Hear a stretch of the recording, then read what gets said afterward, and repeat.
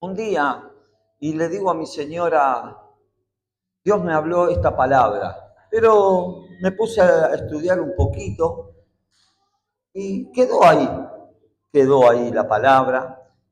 Y sí, había empezado con un estudio y estaba terminando y ya me faltaba ponerle amén al bosquejo. Así me faltaba ponerle amén. Y, o sea, todo ese día empecé a preparar. Llega la noche, me voy a acostar y tuve un sueño que una persona de la iglesia, yo le contaba lo que me había sucedido y esa persona me dijo, de eso hay que predicar,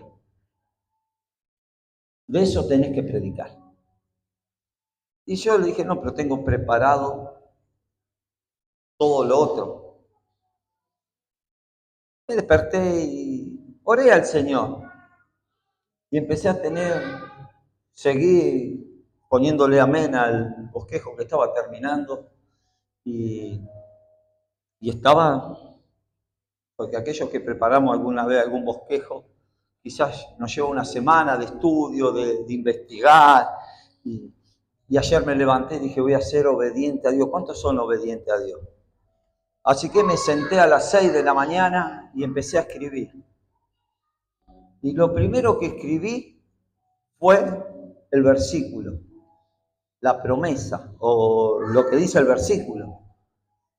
Y no pude escribir más nada, así que se despertó mi señora y estamos hablando, me dice, digo, y estuve preparando, ¿y qué escribiste? Le doy vuelta al cuaderno y decía el versículo solo, no había nada.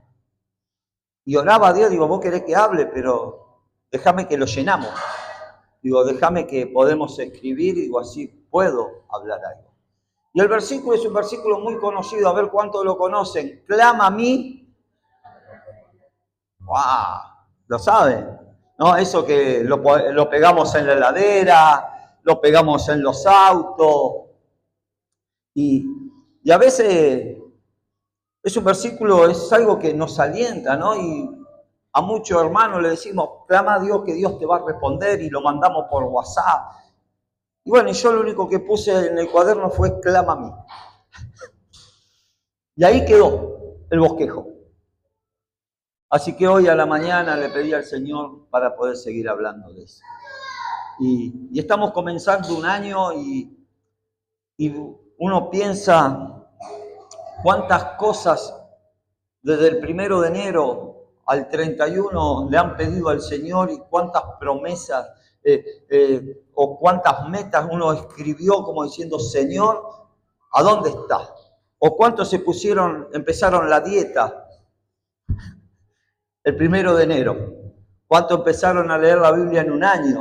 ¿Cuántos se pusieron meta? Dijo, arranco el 2026 y de acá no paro. ¿Cuántos hicieron eso? Ninguno, yo solo. Nadie se puso al decir, arranco este año y empiezo el gimnasio. Nadie. Porque dicen, estaba mirando una estadística, que entre el 1 de enero y el 28 de enero, el 70% de las personas dejan de hacer esas actividades. Hay una estadística. O sea, si empezás a leer la Biblia, después de los 15 días ya te comiste 3 días que ya no la leíste. ¿No? Si empezaste la dieta, a los 15 días ya empiezan los permitidos semanales, no un día. Y estamos de esa manera. ¿No? Y uno dice, Señor, ayúdame a pasar. Y vemos esas actitudes que tenemos y decir, ¿y por qué? Quizás mucho en el 2025 estamos viviendo y decir, y ahora empieza el 2026, me fue tan mal en el 2025 que ya tengo miedo de comenzar este 2026. ¿No? Y Dios nos desafió en este 2026 diciendo que tenemos que caminar y sosteniéndonos como viendo al invisible. Aunque vos no veas nada, saber que Dios está a tu lado. Al saber que pase lo que pase, Dios nunca te va a dejar. Y de eso se trata. Y cuando vemos acá que Dios le dice a Jeremías, clama a mí y yo te responderé. lo vemos fácil para nosotros. Pero cuando vos das vuelta la hoja hacia atrás, vas al 32, te enterás por qué Dios le tuvo que decir a Jeremías, clama a mí. Y vamos a leer el versículo para entrar en el contexto.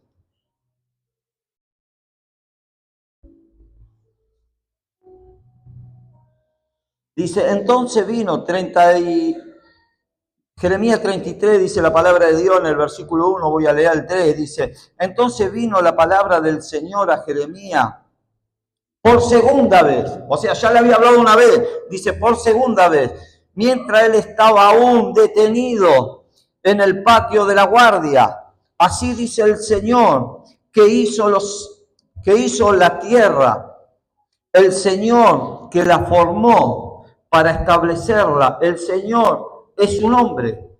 Clama a mí y yo te responderé y te revelaré cosas grandes e inaccesibles que tú no conoces. Y vemos esto y vemos lo hermoso que es, ¿no? Porque cuando vamos al contexto, que Dios le dice a Jeremías, clama a mí, que yo te responderé. Jeremías estaba preso en el templo. Es como si ahora a mí me tienen que arrestar y me dejan acá dentro de la iglesia. Jeremías estaba preso. Y viene el Señor y ahí es donde le dice, clama a mí. Pero hay cosas más lindas que le suceden a Jeremías, porque mientras él la estaba pasando mal, ¿y qué hizo Jeremías? ¿Cuál se mandó? No se mandó ninguna Jeremías. Estaba predicando, estaba profetizando. Y el rey le dijo, Jeremías, lo que decís no me gusta. Lo que vos estás hablando, acá no lo digas. No sé si te pasa cuando vas al trabajo o estás con alguien y te dicen, vamos a, llévate esto que no pasa nada. Y vos decís, no, mirá, el Señor no quiere que hagamos esto. A mí me pasó cuando trabajaba con el camión y todos anotaban algunos viajecitos además. Yo lo hice por muchos años. Pero cuando conocí al Señor dije, esto no más, esto no agrada a Dios, esto yo no lo puedo hacer. ¿Y sabés lo que me dijeron? Vos no podés estar trabajando acá. Porque si vos trabajás, el jefe se da cuenta que los demás están robando. Porque si todos trabajamos y hacemos los mismos viajes es una cosa. Ahora, ¿cómo puede ser que vos vengas temprano, te vas tarde y haces menos viaje que todo? Vos me vas a mandar en cana. Así que más de una vez yo llegaba a la obra y según qué maquinista estaba, no me cargaba, me tenía que venir vacío. Y así le pasó a Jeremías. Jeremías, lo que vos decís acá no es agradable. Entonces estamos, si nos doblegamos y hacemos lo que el mundo quiere, obedecemos a lo que Dios dice. Entonces ahí lo pusieron preso a Jeremías. Y está muy bueno porque cuando vos lees, mirá, y mirá el humor de Dios. ¿Cuántos saben que Dios tiene un humor? ¿Cuántos saben? Díganme amén, ayúdenme. Mirá lo que dice. Si vas al 32:7, la segunda parte. Bueno, vamos a leer del principio. Mirá lo que dice. Anabel, hijo de tu tío. Vamos a arrancar del 6, así lo entiendes. Entonces Jeremías dijo, vino a mí palabra del Señor y me dijo, Anamel, hijo de tu tío Salum, viene a verte y te dirá, cómprate este campo que tengo en Anatot. Mirá lo que le dice, vuelvo a decirte, Anamel, hijo de tu tío Salum, viene a verte y te dirá, cómprame este campo que tengo en Anatot, porque tú tienes el derecho de rescate para comprarlo. ¿Qué es esto? Y uno lo lee y dice, ¿qué está diciendo? ¿Qué está diciendo acá? ¿Cuántos lo entienden eso? ¿Alguno lo entiende? Dígame la verdad. ¿Cuántos son los que no lo entienden? A los demás lo entienden, explíqueselo al que tiene al lado que levantó la mano. Él estaba preso, pero no obstante, Babilonia tenía todo Jerusalén rodeada, estaban tomando la ciudad. Imagínate esto, todo el pueblo enemigo alrededor para sitiar la ciudad. Estaban todos los soldados, todo preparado como para decir entramos. O sea, que en 2 días estaba sitiada, porque ya se daba todo para que entren. Ya tenían todo preparado como para tomar esa ciudad. Y en ese momento, en ese mismo momento, Dios le habla a Jeremías, va a venir tu primo y te va a querer vender un terreno. ¿Y para qué quiero un terreno? Si en cualquier momento entran los babilonios acá y yo ya me tengo que ir. ¿No? Acá mucho no se usa, pero cuando nosotros vemos personas que están en Estados Unidos y el presidente que entró y dijo, bueno, acá lo que no tienen visa se tienen que ir, lo deportamos. A mí me pasó cuando fui a Estados Unidos, me quise hacer canchero porque el tipo me empezó a gritar y hablaba y yo como buen tano sumiso, lo miré fijo a los ojos al morochito y le dije, pará, dejá de gritar que no entiendo nada, por más que grite, no entiendo.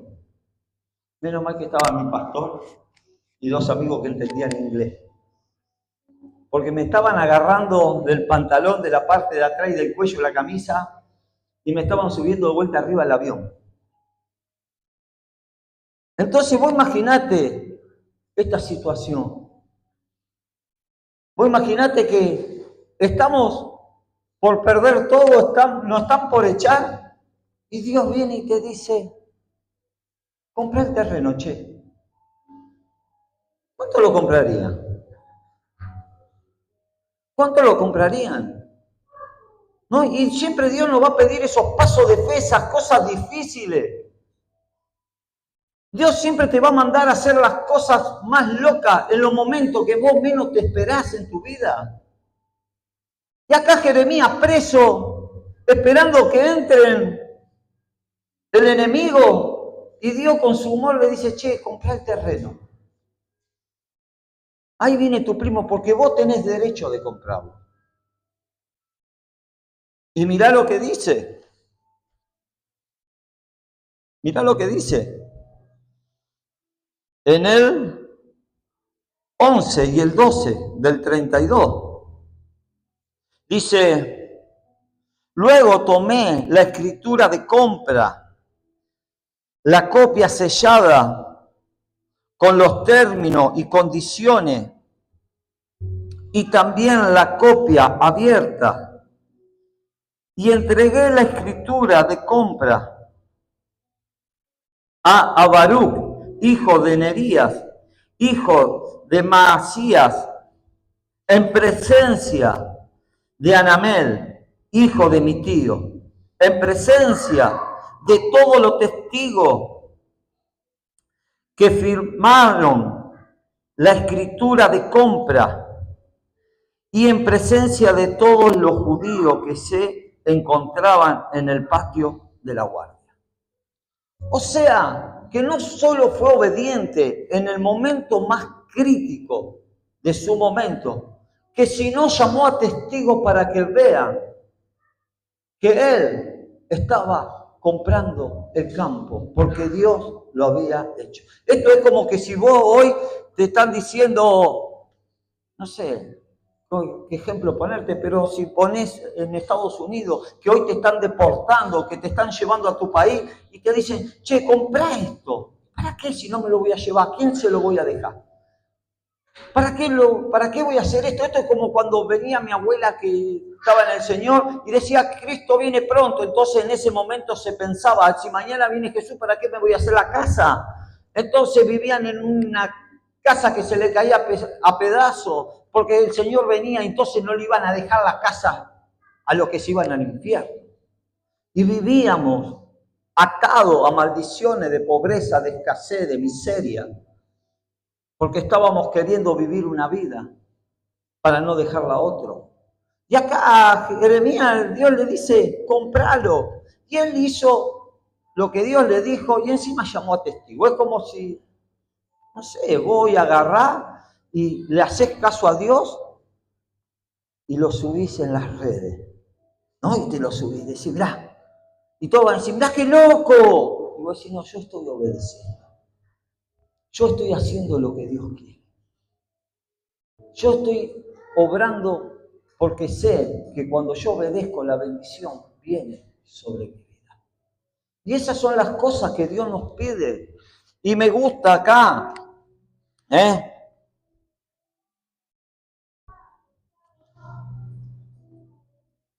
porque nosotros tenemos que entender qué paso de fe muchas veces tenemos que dar. ¿Qué paso de fe el Señor nos está pidiendo? ¿Cuántos dicen amén?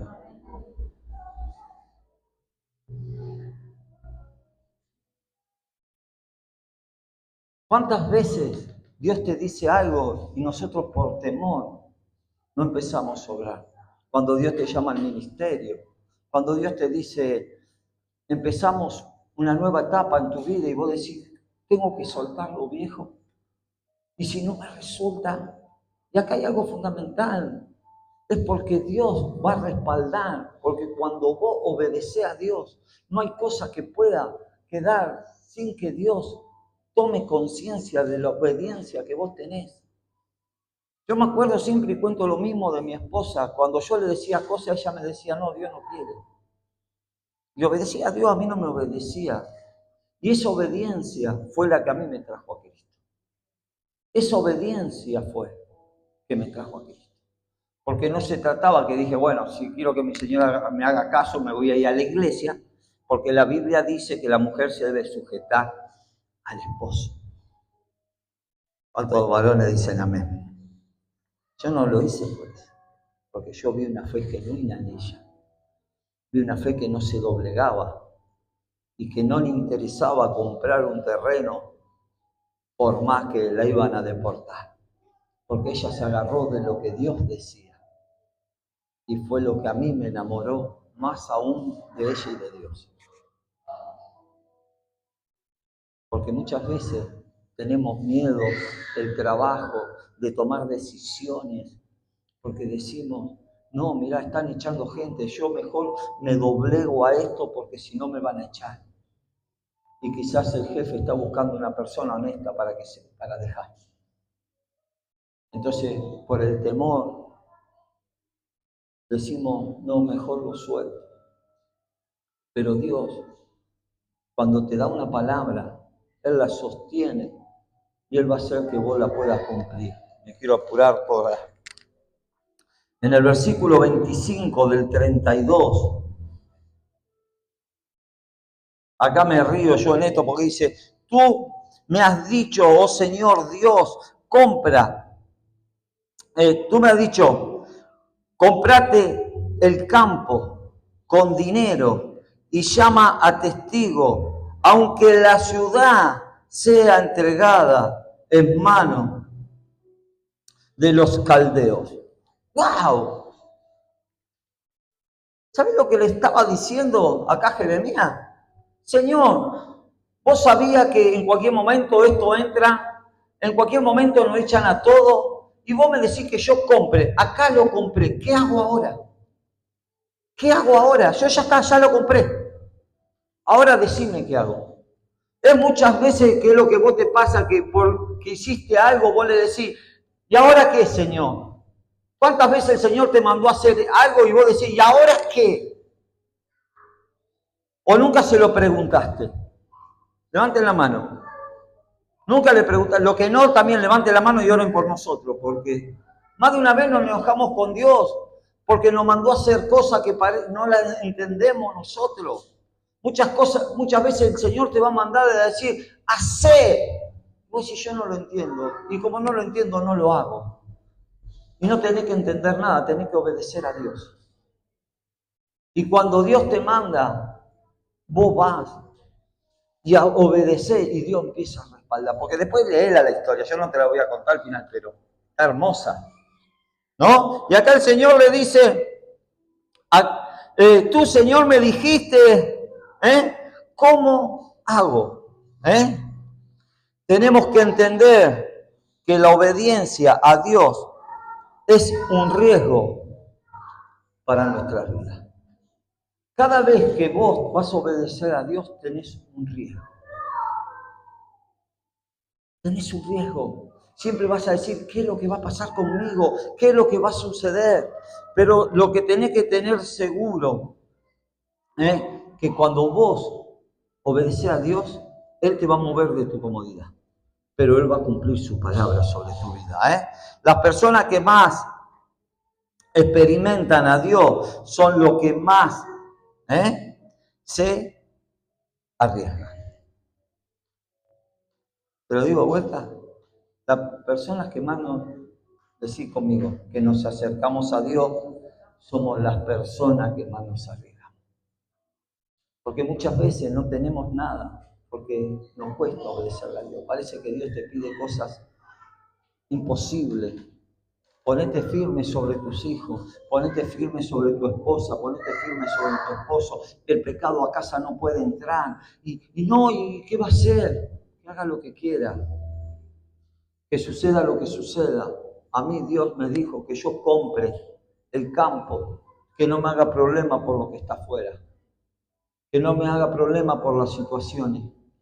Yo obedezco a Dios. Y después de todo esto, Dios le responde a Jeremías, y termino con esto, con 3 palabras, o sea, con 3, le dice en el versículo 1 del 33, seguime. Entonces vino la palabra del Señor a Jeremías por segunda vez, mientras estaba aún detenido en el patio de la guardia. Así, como dice, así dice el Señor, que hizo la tierra. El Señor la formó para establecerla. El Señor es su nombre. Lo primero que le responde Dios a Jeremías y le hace entender que Él era Dios sobre todas las cosas. Lo primero que le dijo, dice, mira Jeremías, quédate tranquilo, yo soy el Dios, el que hizo la tierra. Vos lo único que tenés que depender es de mí. Y yo creo que no hay cosas más lindas, milagro más grande del reconocer a quién servimos y a quién adoramos.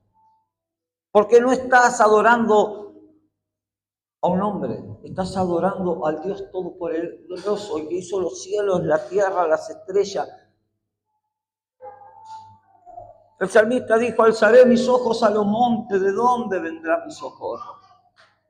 Qué interesante que lo primero que tenemos que entender para recibir lo que está buscando en tu vida es reconocer a quién le estás pidiendo, con quién estás hablando. Y Dios acá se lo tuvo que decir clarito, Jeremías, tranquilo, compraste el terreno, pero pará, vamos a hacerla clara la cosa. ¿Vos sabés a quién le estás haciendo caso? A aquel que hizo los cielos y la tierra. Eso es lo que le dijo Dios. Yo soy el Señor de la tierra, el que la estableció. Quédate tranquilo, no tengas problema, papá. El tema, mi pregunta hacia todo, ¿lo reconoce como el creador de todo? ¿Lo reconoce como aquel que tiene todo en su diestra? ¿Lo reconoce como que cualquier cosa que te falta, lo tenés a Él, y si tenés a Dios, lo tenés todo? ¿Reconocemos eso? ¿O tenemos a Dios para... Le echamos unos rezos y si cumple, cumple, y si no, no. Cuando entramos en oración, entramos con acción de gracia, reconocemos su grandeza.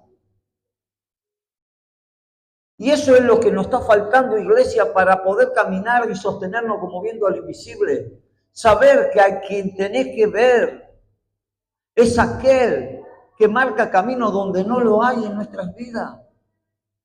Lo segundo que le dice, así voy terminando. Lo segundo le dice, clama a mí.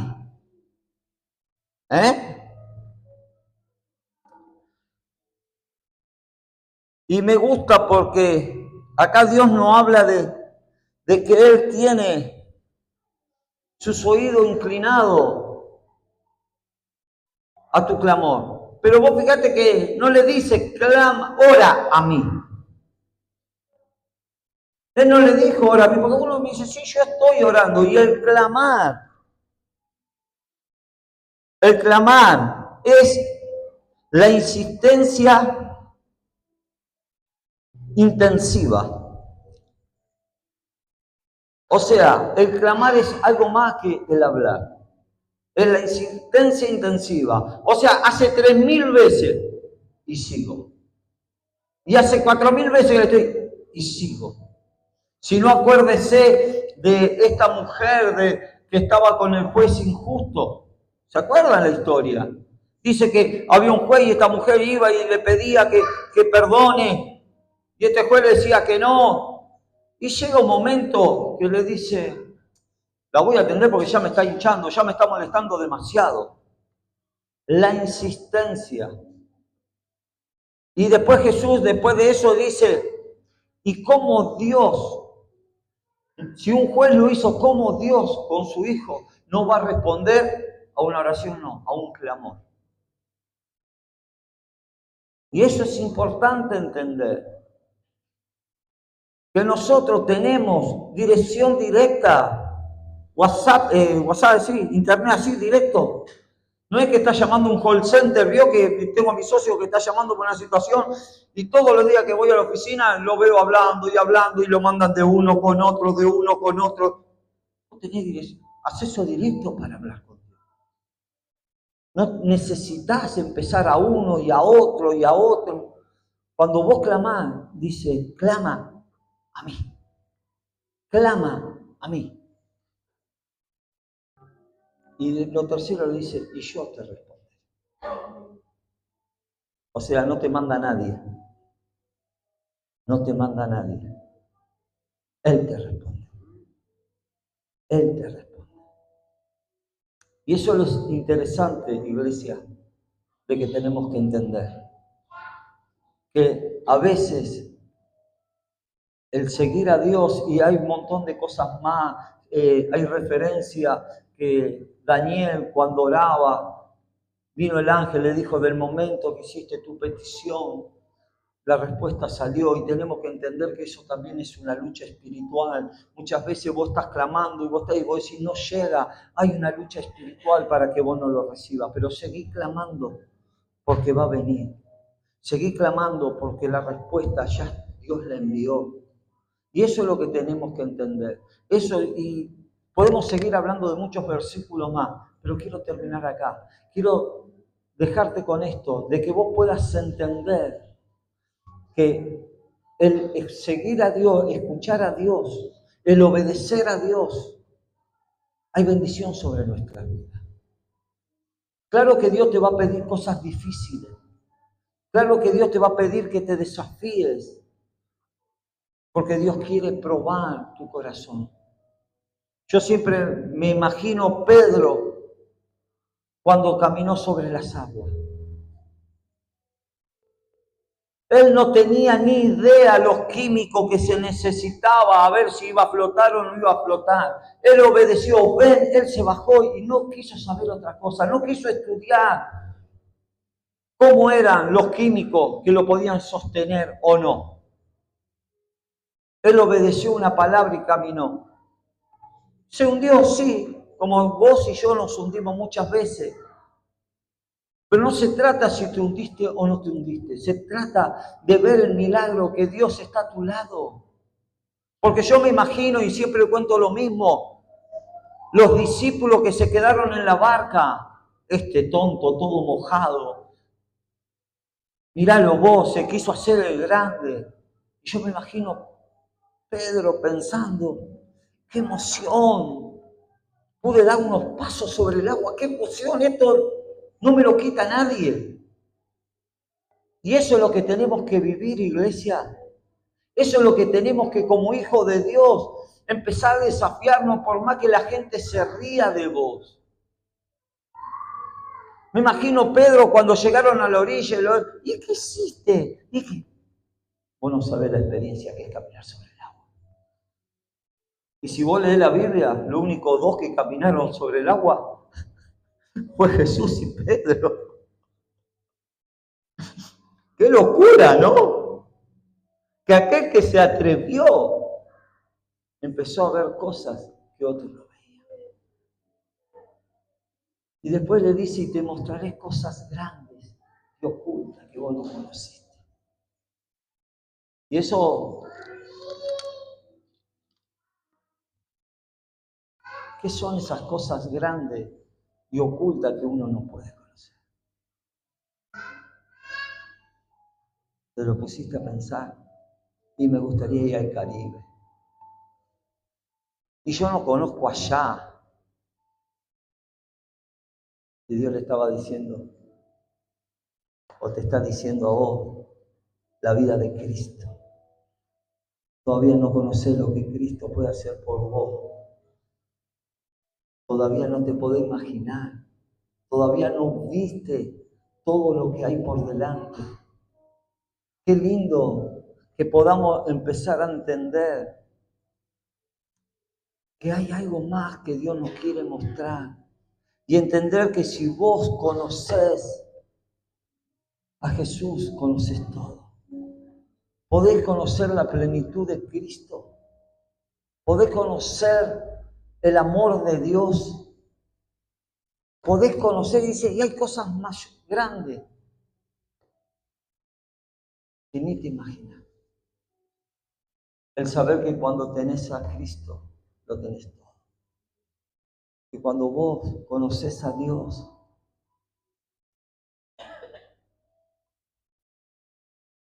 no te hace falta otra cosa. Hay una canción que dice, si te tengo a ti, lo tengo todo. Y eso es lo que habla del decir, entregate, clamá, creé que hay cosas mayores.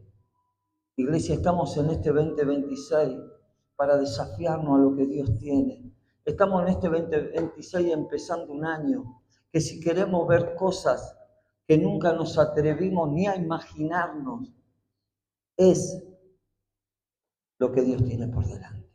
En la historia de esta viuda, cuando termina, dice, y encontrará fe el Hijo del Hombre. Qué tremendo que es eso, ¿no? Porque uno dice, sí, y vos vas a cualquier persona y le decís, ¿crees en Dios? Te dice que sí. ¿Cuántos dicen amén? Porque todos creen en Dios. Algunos dicen que está, unos que no, pero todos creen que hay un Dios.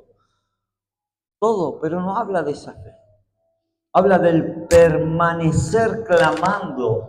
Habla de esa fe que a pesar de yo sigo en conexión con Dios, yo sigo creyendo, yo sigo clamando porque cuando venga el Hijo del Hombre me va a encontrar siguiendo, clamándole a Dios.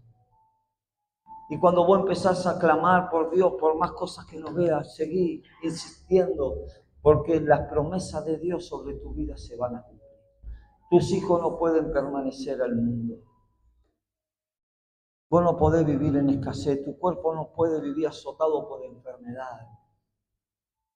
Porque cuando Dios empieza a obrar, empiezan a suceder cosas en nuestra vida. Ponete de pie, iglesia.